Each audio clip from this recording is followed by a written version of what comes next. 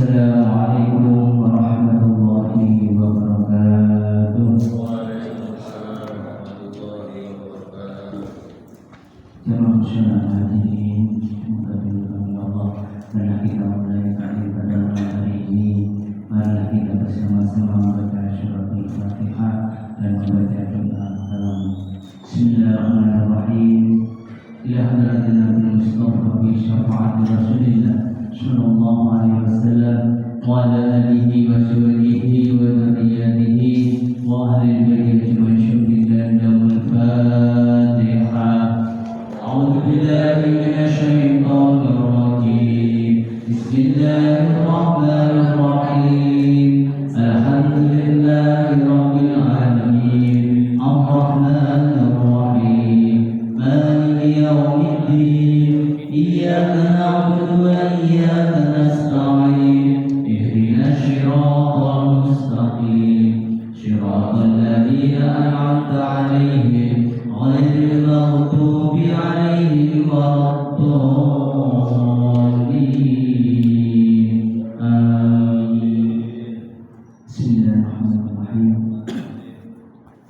Kalamun qadimun la yumallu sama'u tanazzaha an qawlin wa fi'lin wa niyatin tanazzaha an qawlin wa fi'lin wa niyatin bihi astaghfi min kulli da'in wa nuru dalilul li qalbil dajjali wa hayrati dalilul li qalbil dajjali wa hayrati fa ya rabbi ma'dini bisyirri hurufihi wa nawwir bihi qalbi wa sam'i wa waladi wa nawwir bihi qalbi wa sam'i wa waladi.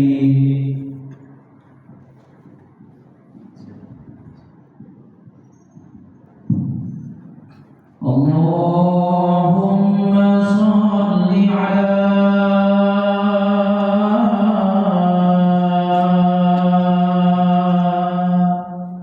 sayyidina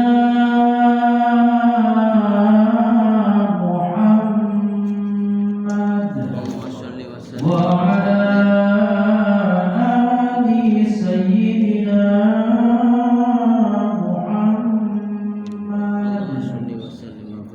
Ya Rabbi bil Mustafa balligh maqasidana waghfir lana ma madha ya wasi'al karami. Ya Rabbi bil Mustafa balligh maqasidana waghfir lana ma madha ya wasi'al karami. Huwal habibul ladzi turja syafa'atuhu li kulli ardin minal aqwalil muqtahami. Ya Rabbi bil Mustafa balligh maqasidana waghfir lana ma madha ya wasi'al karami. Allahumma shalli wa sallim wa barik alaihi. Bismillahirrahmanirrahim. Assalamualaikum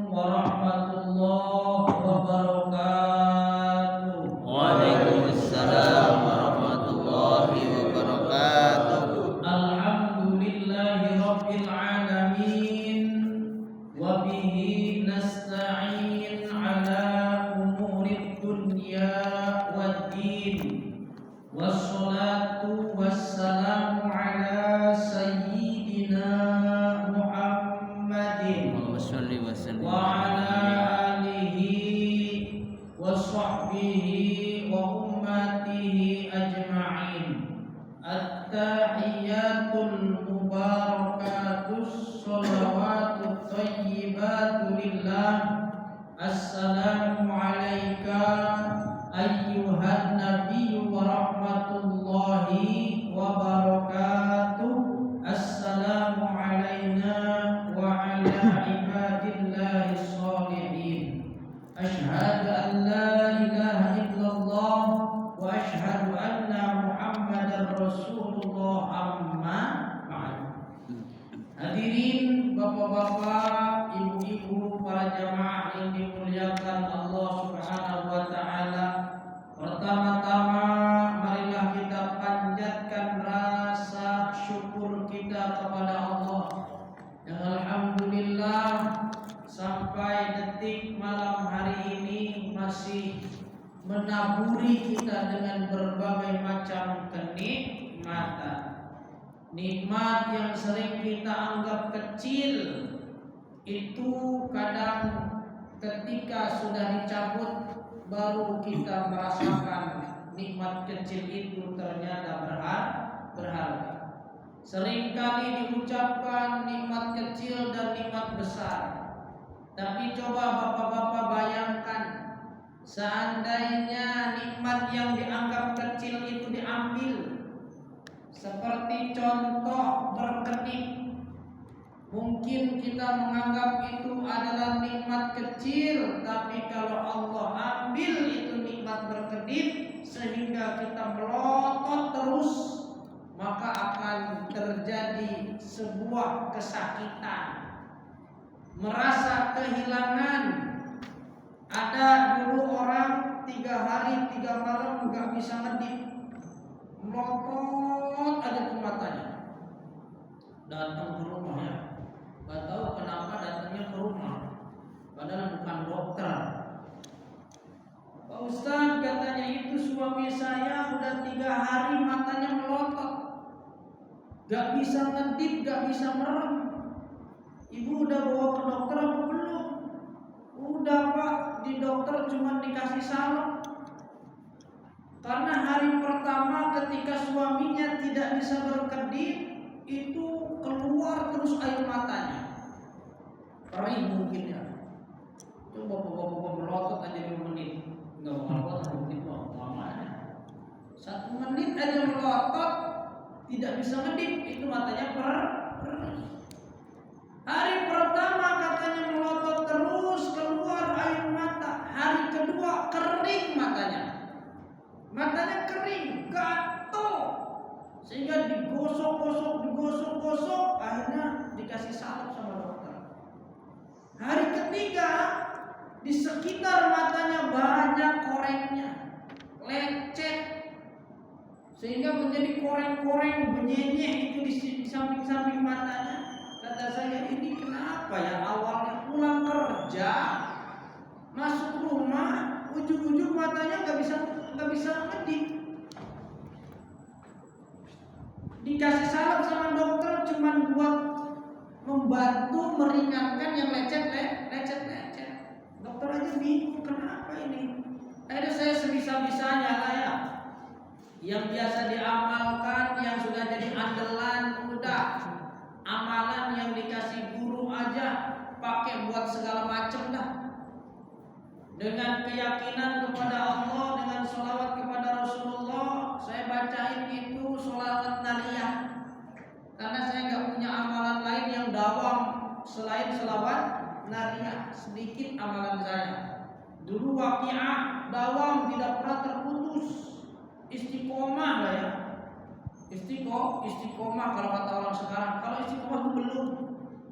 Kalau kita disebutkan istiqomah itu belum, kita masih taraf dawam, hanya memelihara amal. Kalau istiqomah itu hatinya udah benar-benar sama. Umpama hari ini khusyuk, besok rasanya sama, khusyuk juga. Seperti sekarang umpama sholat nih, Kemarin rasanya enak banget sholat, nah sekarang agak kosong, berarti belum istaqim, belum istiqomah. Istiqomah rasa itu yang paling sulit. Kalau istiqomah sholat, maghrib sholat, asar sholat, itu ya bisa kita lakukan dengan fisik kita. Tapi untuk mengistiqomahkan rasa, kemarin sholat enak, sekarang sholat lebih enak, besok lebih enak lagi, itu yang sulit. Kadang-kadang sholat juga nggak enak juga. Ya, sholat tuh kayak tahu-tahu beres aja. Tapi ada satu masa ketika kita sholat tuh enak banget rasanya. Pernah nggak bapak-bapak ibu-ibu? Jadi sholat pernah merasakan enak banget gitu? Pernah nggak? Seringnya merasakan enak, tenang apa biasa-biasa aja? Nah, itu istiqomah rasa. Yang sulit itu istiqomah rasa. Pernah umpama ikut zikiran, umpama bapak-bapak, ibu-ibu pernah ikut majelis zikir, ya. Astagfirullahaladzim, astagfirullahaladzim. Umpama ini dalam satu majelis, itu satu hari ketika ini masuk majelis itu atau bapak-bapak masuk majelis itu enak bawaannya. Kok enak banget ya zikir ini. Nah, umpama minggu depan mau ikut lagi, seenak itu lagi apa enggak? Atau lebih enak lagi daripada itu. Nah, orang yang istiqomah itu ketika sudah merasakan kenikmatan dalam ibadah, dia akan terbawa terus ke kenikmatan ibadahnya itu. Ya, ladzatul ibadah, ladzatul iman atau halawatul iman, manisnya iman, manisnya ibadah dirasakan oleh orang-orang yang hatinya dipenuhi dengan rasa syukur kepada Allah Subhanahu wa taala. Jadi kalau kita hatinya kosong dari rasa syukur, itu ibadah juga biasa-biasa aja. Karena nggak ada rasa syukur. Biasanya orang kalau pandai bersyukur, apa aja jadi enak. Bener nggak? Apalagi ibadah. Cuma ibadah doang, ibarat sholat sunnah, ba'diyah 2 rakaat. Kalau dia bersyukur bisa ibadah, ya Allah saya bersyukur nih. Bisa ibadah seperti ini, bisa sujud kepada Engkau ya Allah. Ini merupakan anugerah yang luar biasa. Itu ibadahnya enak tuh. Karena disertai dengan rasa syukur yang luar biasa. Kan tidak semua orang bisa ibadah, betul apa enggak? Nah, kita yang sudah ibadah ini berarti diberikan nikmat ibadah oleh Allah. Ditolong oleh Allah, datang ke tempat ibadah, thalabul ilmi di majelis ilmu, itu adalah nikmat dari Allah Subhanahu wa taala. Yang mana tidak setiap orang mendapatkan kenikmatan itu.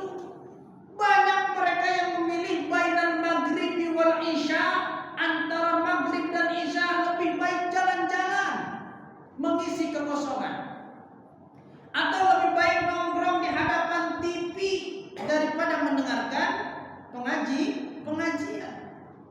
Nah, bapak dan ibu ini ketika digiring oleh Allah ke tempat yang mulia, maka itu nikmat luar biasa kalau ada rasa syukurnya. Tapi kalau memang tidak muncul rasa syukur, maka tidak akan pernah ada satupun yang Allah berikan yang berasa menjadi kenikmatan. Jadi wong nek ora ono rasa syukure, ora bakal ono siji perkara ya yang bakal dia bisa nikmati. Gak ada satupun.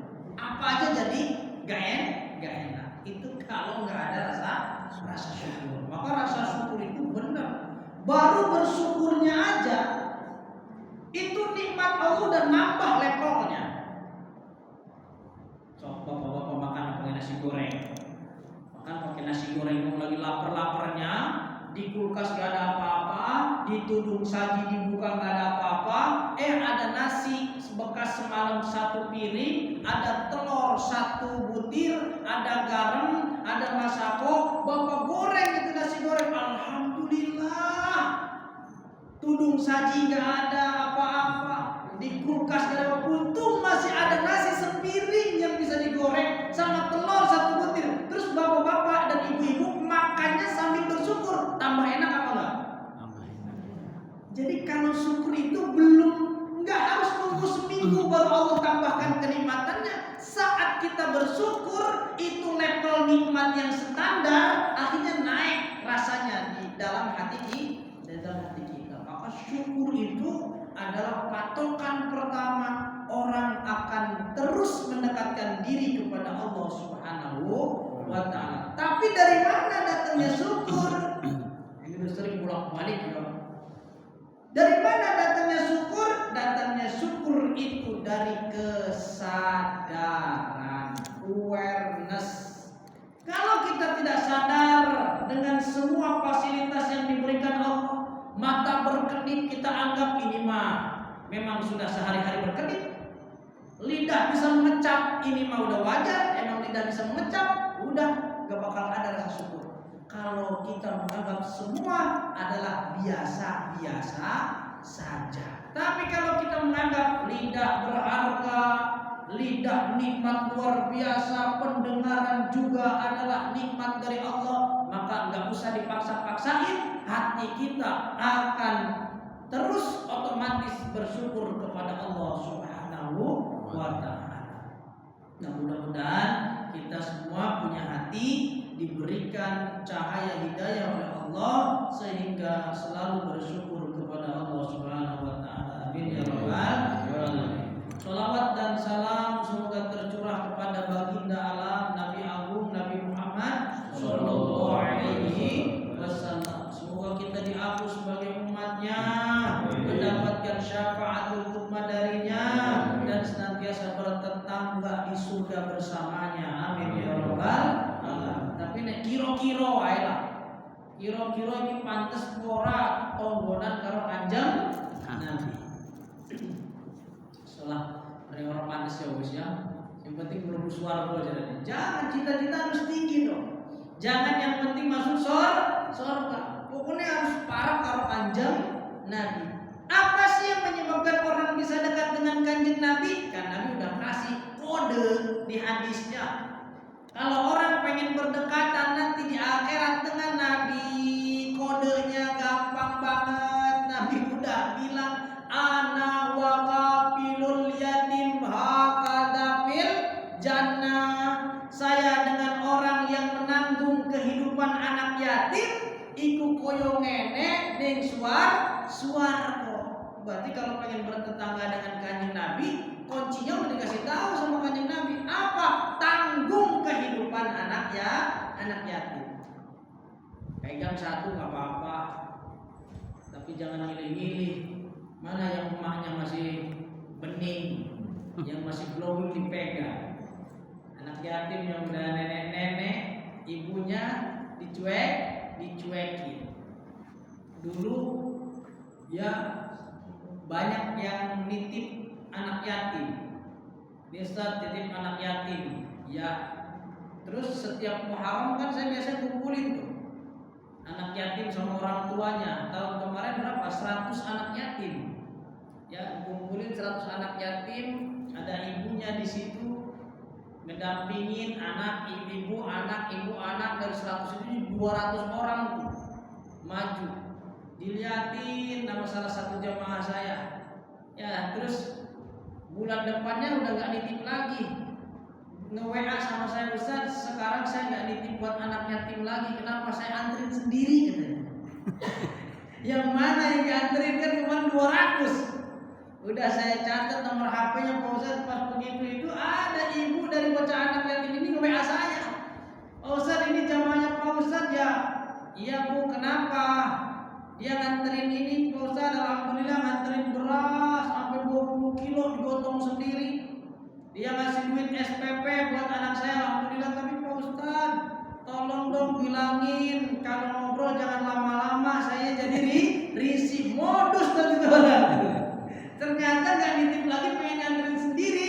Itu ada modus, pengen ngobrol lama-lama sama emak anak yatim. Halal gak? Halal kalau mau dinikahin mah. Silakan, gak ada yang larang. Betul apa enggak?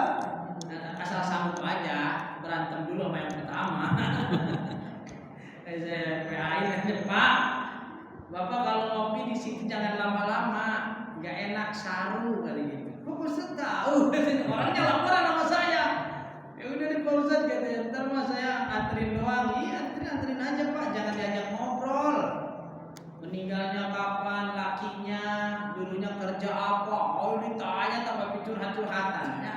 Jangan ini modus. Sampai gotong beras 20 kilo digotong dewek lagi ya. Itu kan acting banget ya. Supaya terlihat jerih payah ya gitu. Jangan dijejerin sama saya tuh.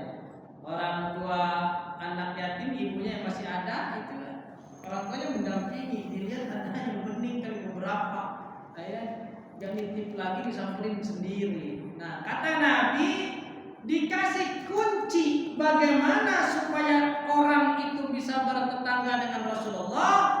Tanggunglah hidup anak yatim. Boh SPP ne, boh jajane, boh kelambine, monggo dipilih mawon. Kalau di sini di sekitar kita ada anak yatim, ayo satu pegang.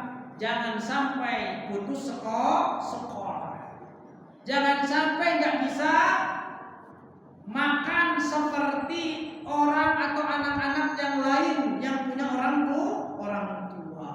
Monggo itu kuncinya kata Nabi. Nah, mudah-mudahan kita bisa bertetangga dengan baginda Rasulullah SAW. Amin ya rabbal alamin. Hadirin para jemaah yang dimuliakan Allah Subhanahu wa taala, akhir-akhir ini banyak sekali musibah di Sukabumi, di Jawa, ya, bahkan air laut di pantai-pantai mengalami rob ya. Rob ya. Saya tahu bahasa rob dari sarang. Karena sarang itu kadang air laut itu sampai ke jalan raya. Itu kalau lagi pasang-pasangnya, ya sampai luber. Pondok juga kebanjiran saat itu. Pernah itu beberapa tahun sekali. Nah ini musibah. Pertanyaannya, apakah setiap musibah itu adalah ujian? Apakah setiap musibah ujian? Menurut bapak-bapak dan ibu gimana? Ujian bukan? Semuanya berarti.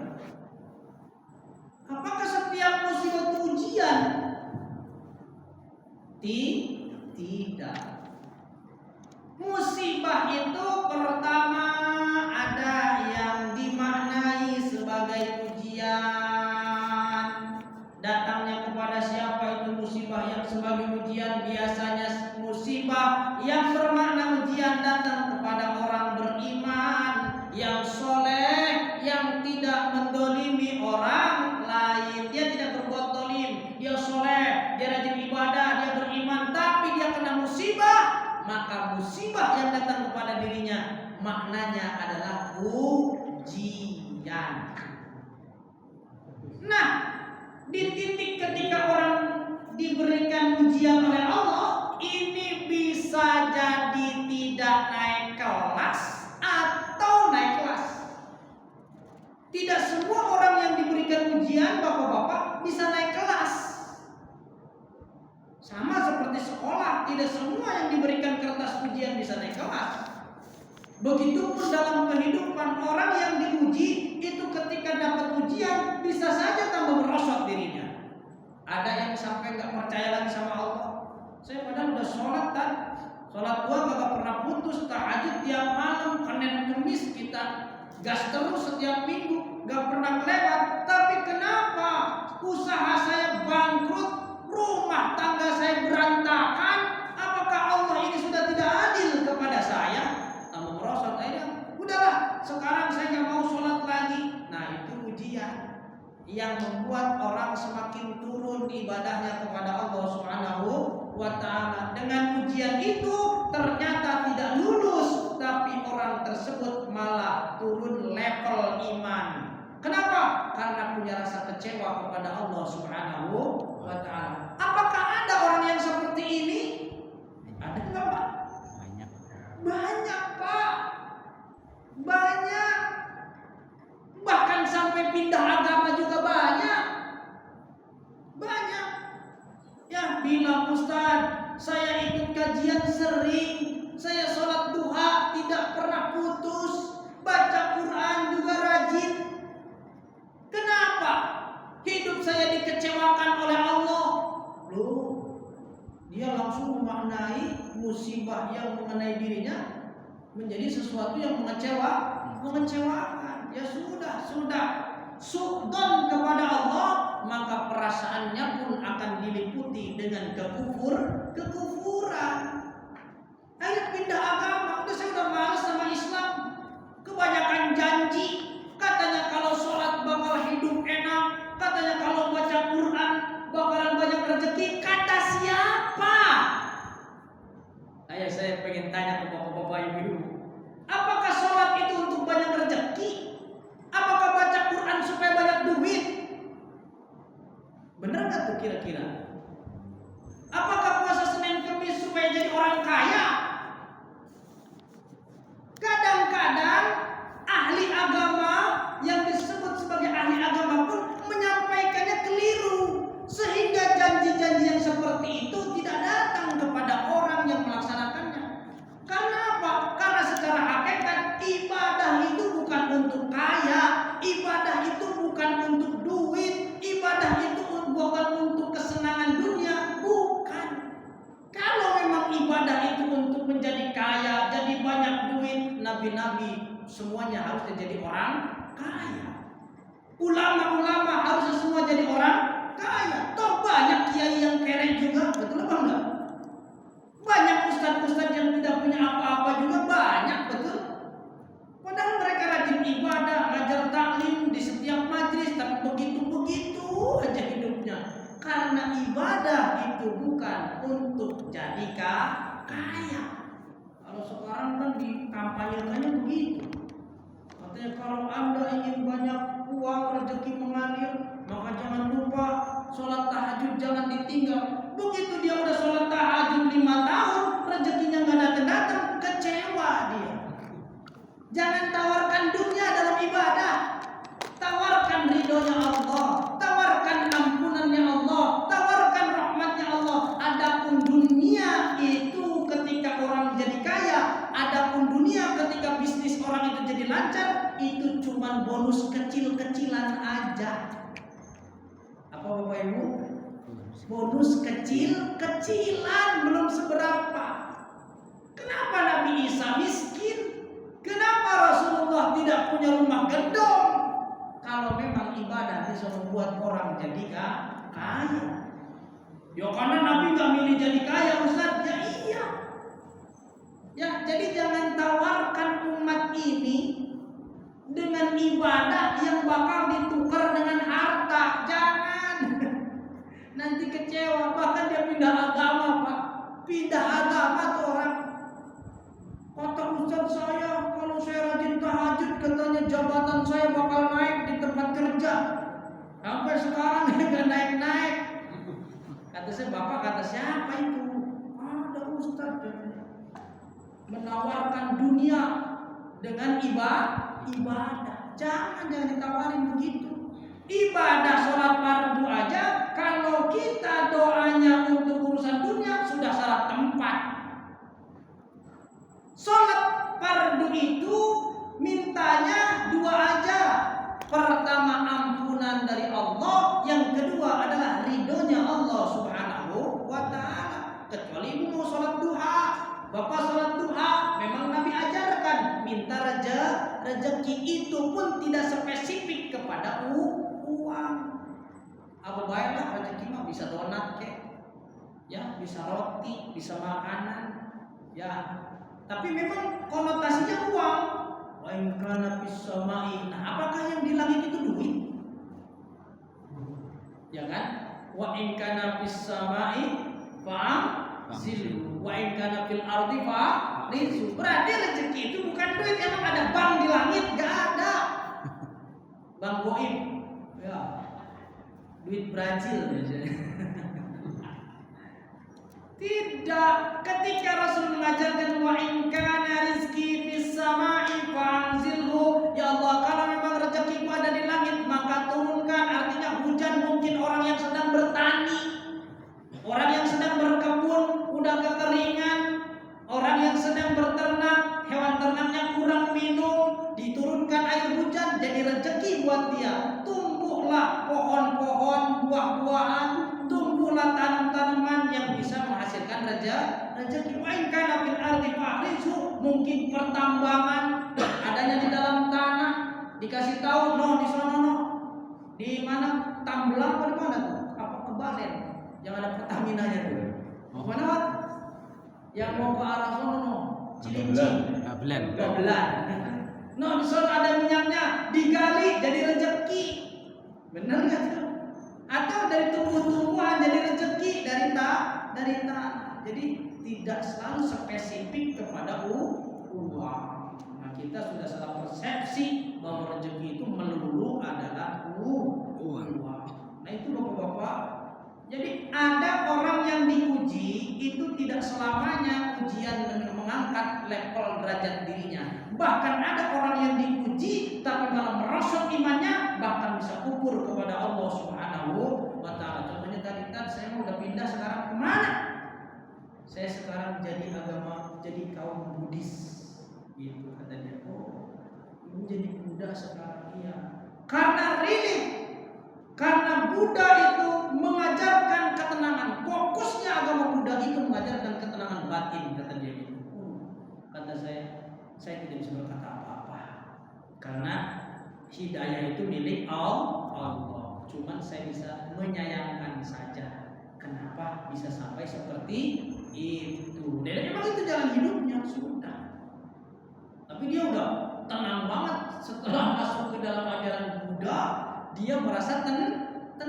Saya diajarkan retreat, saya diajarkan yoga, saya diajarkan bagaimana mengelola pikiran dan perasaan, saya diajarkan bagaimana cara bernapas yang benar. Selama ini ternyata hidup saya salah, Pak Ustaz. Cara makan saya salah, cara bernapas saya salah, cara duduk saya salah, cara berpikir saya salah. Pantesan ruwet katanya. Ibadah mah ibadah, tapi tidak membenahi semua itu, tetap aja ruwet pikirannya. Gak menyebabkan ketenangan. Sekarang saya lebih tenang di sini, Pak Ustaz. Ya, mau silahkan kata saya itu, cuma menyayangkan saja. Ya siapa tahu nanti di akhir hayatnya mah husnul khatimah, karena kita nggak pernah tahu kehidupan seseorang. Nah itu buat orang yang beriman, orang yang soleh, kita tidak pernah tahu nih. Ada ujian atau musibah yang datang kepada orang beriman, tapi menaikkan derajatnya banyak. Ya, ada orang sholat, puasa, tahajud, duha, gak pernah putus, dikasih ujian bangkrut. Tapi malah tambah kencang ibadahnya ke Allah, malah tambah yakin ke Allah, malah tambah bersyukur kepada Allah. Aku bersyukur ya Allah dengan keadaan seperti ini. Nah, orang itu berarti ketika diuji naik kelas. Ada nggak orang begini? Ada. Banyak juga ya, banyak orang yang ketika diuji naik kelas spiritualnya naik. Gitu ya, Bapak-bapak dan Ibu rahmati Allah Subhanahu wa taala. Kalau diceritain mah panjang, tapi udah pernah diceritain Nabi Ayub alaihissalam. Apa sih celah untuk kesabaran Nabi Ayub? Ceritanya begitu lengkap. Nabi Ayub punya keluarga yang utuh, keluarga yang harmonis, anak yang soleh dan soleha, harta yang berlimpah. Tapi diuji oleh setan. Setan menghadap kepada Allah, ya Allah, bolehkah saya uji tu Ayub dan keluarganya? Enak hidupnya, keluarga harmonis, anaknya soleh, hartanya banyak. Bolehkah saya menguji keimanannya? Kata Allah, boleh, silahkan. Datanglah itu setan, naik angin, dipercikan api, nabrak peternakannya Nabi Ayub alaihissalam, terbakar semua hewan ternak Nabi Ayub, bangkrut dalam semalam. Orang sekarang pasti stres pada depresi, bener nggak? Bisnis yang sudah kita bangun bertahun-tahun tiba-tiba bangkrut dalam semalam. Kalau nggak kuat-kuat iman, oleh sempoyongan. Begitu dilalap habis dengan api, setan besoknya datang memprovokasi. Yuk lihat apa yang dilakukan oleh Allah. Usaha kamu yang sudah bertahun-tahun kau kumpulkan ribuan kambing, sekarang habis terbakar dalam semalam. Kata Nabi Ayub, saya lahir nggak bawa apa-apa, nama juga saya tidak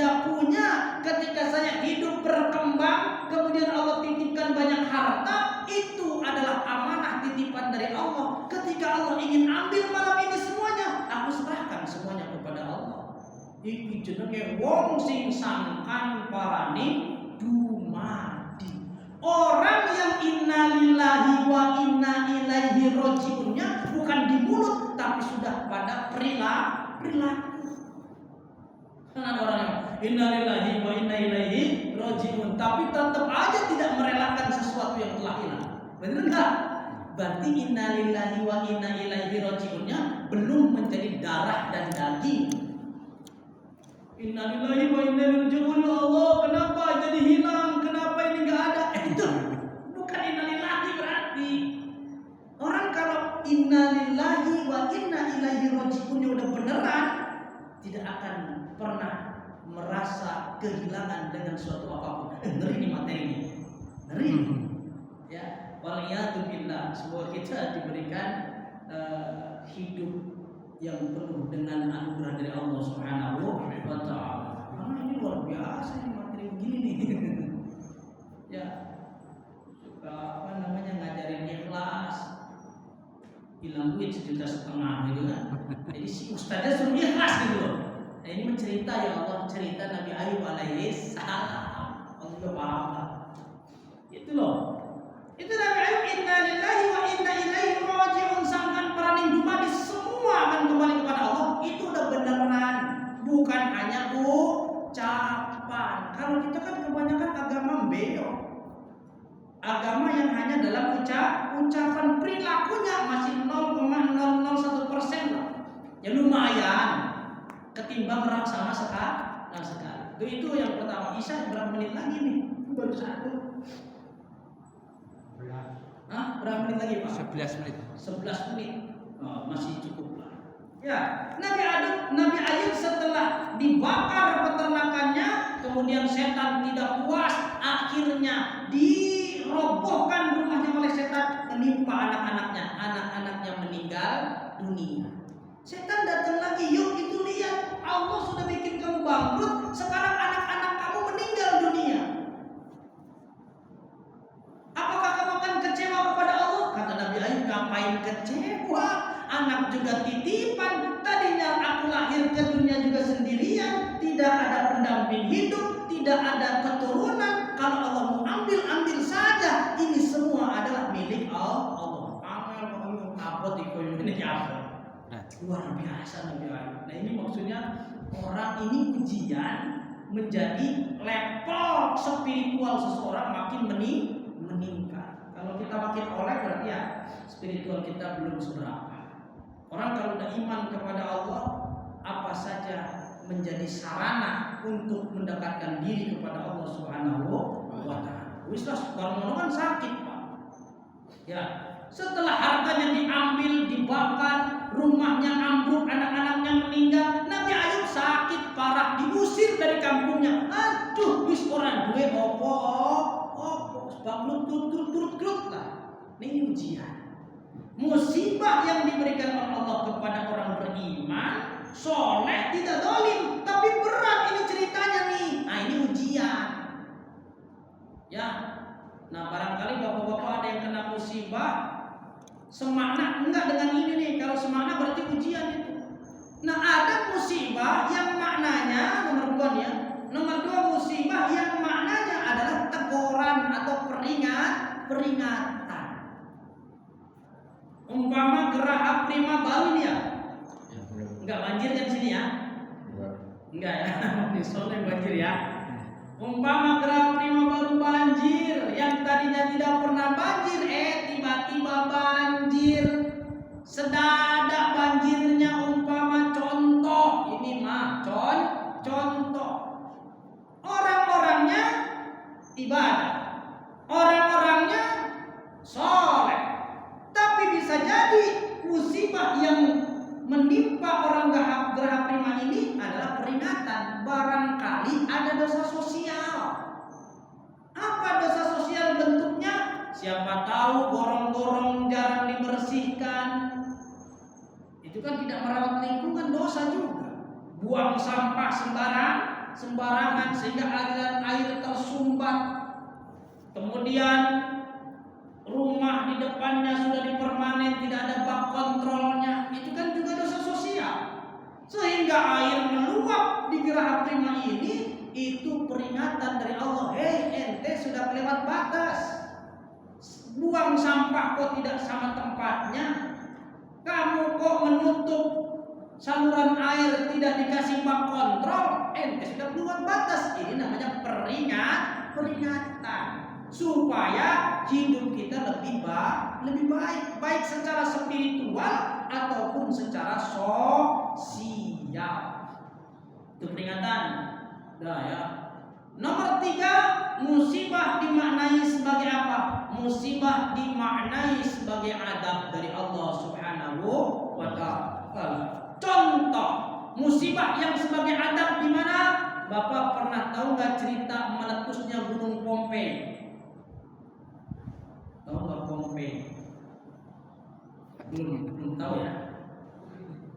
Jadi dulu ada peristiwa meletusnya Gunung Pompei.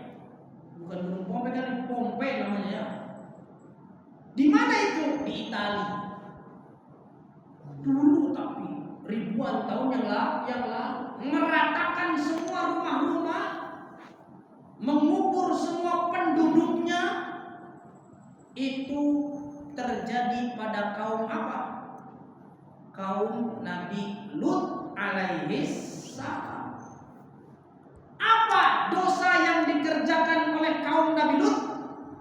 Apa bapak-bapak ibu? Dosa yang dikerjakan oleh umatnya Nabi Lut? LGBT. LGBT. Apa L-nya? Lesbi seks. Wong wedo zino karo wong wedo, bukan hanya suka, zina sudah. Perempuan zina dengan perempuan, lesbi. L. G apa G itu? Gay itu wong lanang zina dengan sama-sama laki-laki. Bahkan istrinya Nabi Lut ketika ada tamu 2 orang yang tampan, ditawar-tawarkan kepada tetangganya, di rumahku ada tamu gantengnya orang. Karuan jalan. Kamu mau nggak bayar sama saya 5 juta? Malah ditawarkan laki-laki yang bertamu ke rumah Nabi Lut, ditawarkan oleh istrinya. Jadi istrinya Nabi Lut ikut anut ajaran Nabi Lut buatan. Jadi banyak nabi juga yang istrinya itu tidak ikut kepada ajaran suaminya. Sehingga setelah terjadi perzinahan antar sesama jenis, bebas pergaulan di sana, Allah ledakan Gunung Pompei, meluluh lantahkan itu satu wilayah sehingga atap rumah rata dengan tanah. Sok di Qur'annya dibaca. Ya, di Qur'annya dibaca gambaran. Itu bukan ujian, itu bukan peringatan, itu adalah adab dari Allah Subhanahu wa ta'ala. Paham betul Bapak? Yeah. Yang keempat, musibah sebagai balasan. Bapak-bapak ketipu umpama 150 juta, jangan dulu dimaknai ujian, jangan buru-buru dimaknai sebagai peringatan, jangan dulu dimaknai sebagai adab. Siapa tahu itu adalah balasan. Oh iya, 3 tahun yang lalu saya pernah nipu orang 1,5 juta, sekarang saya ditipu orang 150 juta. Berarti bukan ujian, itu mah balasan dari Allah. Corong kene biasanya disebutnya karma, menurut Pak. Ya kan? Itu balasan dari Allah. Tiba-tiba kita dihina orang, kita nggak merasa tidak pernah menghina orang, tahu-tahu di jalan ada orang yang menghina kita. Jangan buru-buru diambil ujian, jangan buru-buru ditafsirkan peringatan, jangan diambil langsung ke adab. Siapa tahu itu balasan. Dulu kita mungkin pernah menghina orang itu tidak membalasnya, Allah balas lewat mulut orang lain. Paham betul? Jadi minimal 4 lah maknanya ya. Musibah yang pertama dimaknai sebagai apa Pak? Ujian. Yang kedua sebagai teguran atau peringatan. Peringatan. Yang ketiga sebagai adab dari Allah. Yang keempat sebagai balasan dari Allah Subhanahu wa ta'ala. Hadirin Bapak Ibu yang dirahmati Allah Subhanahu wa ta'ala, sebelum ditutup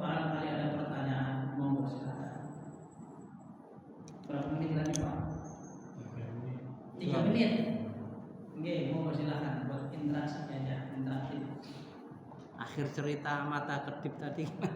Ayo cerita apa? Yang matanya nggak bisa kedip tadi. Oh, iya. Oh iya. Bagaimana akhir cerita bapak tadi yang nggak bisa ngedip 3 hari 3 malam? Saya bacain sholawat nariyah 4.444 orang kuat dewean. Akhirnya saya ambil jalur yang paling minim. Kan ada 3 pilihan. 4.444 atau 41 atau 11 kali. Saya pilih 11. Saya baca sholat nariyah di air. Ya Allah, ini saya nggak bisa apa-apa. Saya doain, saya fakir, saya bodoh, saya lemah. Saya cuma minta doa kepada Engkau, semoga jadi wasilah kesembuhan bapak ini. Akhirnya saya bikin air, didoain sholawat nariyah, dikasih ke ibu itu, kata ibu perhatiin aja ke mata bapaknya, terus diminum airnya. Alhamdulillah, nggak langsung pak, lama, selang beberapa jam, itu kan datangnya ibunya sore tuh, asar. Kemudian malam itu jam 9 matanya tertutup, terus bisa tidur. Alhamdulillah, WA saya, alhamdulillah Pak Ustaz, katanya sekarang bapaknya tidur dalam keadaan mata terpejam. Tapi coba Bu dibangunin, barangkali merem terus apa enggak? Tapi saya bener begitu lah, saya coba Bu dibangunin Bu, melek apa enggak bisa? Dibangunin melek bisa. Terus digini-gini bisa ngedip. Alhamdulillah. Itu nikmat kecil, itu kan bahas nikmatnya. Nikmat kecil tapi kalau Allah cabut itu rasanya berharga luar biasa ya. Ngedip doang Pak, ngedip tok. Kalau bapak-bapak gak bisa ngedip itu rasanya kayak apa? Cuman ngedip doang. Makanya kata Rasulullah, dari 360 ros-rosan, nggak tahu saya bahasa Indonesianya apa dah. Ros-rosan ini kok Pak? Ruas sendi. Sendi ya? Ruas sendi. Ruas-ruas ya. Ini 1, 2, 3, 4, 5, 6, 7. Ini ada 360 ros-rosan. Itu satu ros-rosan saja nilai nikmatnya luar biasa. Siji tok. Ada 360 ros-rosan, satu ros-rosan nilainya luar biasa. Maka kita sebagai hamba Allah patut untuk bersyukur kepada Allah Subhanahu wa taala. Ya, mudah-mudahan kita selalu dibimbing oleh Allah, dikasih hidayah oleh Allah dan ditenangkan hatinya oleh Allah sehingga kita sadar betul bahwa kita hamba yang lemah, hamba yang tidak punya apa-apa dan semuanya hanya titipan dari Allah Subhanahu wa taala. Mungkin itu saja yang dapat disampaikan. Semoga ada manfaat barokahnya. Amin ya rabbal alamin. Wallahul muwaffiq ila aqwamit thoriq. Assalamualaikum warahmatullahi wabarakatuh. Waalaikumsalam warahmatullahi wabarakatuh. Subhanallahumma Wa bihamdika asyhadu an la ilaha illa anta astaghfiruka wa atubu ilaik.